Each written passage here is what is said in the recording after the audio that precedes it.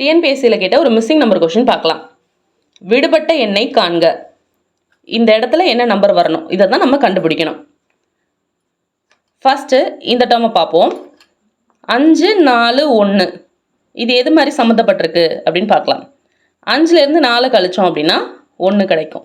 So இதே concept இங்கே work ஆகுதான்னு பார்ப்போம். 7, 3 ஸோ 7லேருந்து 3 கழிச்சோம்னா 4 தான் வருது, 64 வரல. அப்போ எப்படி இருக்கும் அப்படின்னு பார்த்தீங்கன்னா, இந்த 4க்கும் 64க்கும் என்ன ரிலேஷன்? ஸோ 4 3 தடவை பெருக்கணும். 4 கியூப் எவ்வளோ அப்படின்னா 64.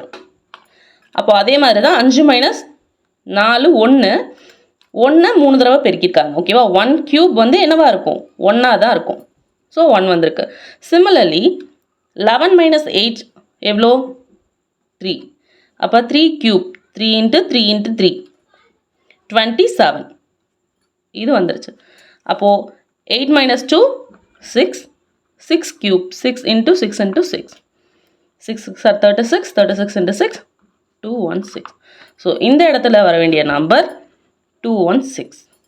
ஆப்ஷன் டி தான் இதுக்கு கரெக்டான ஆன்சர்.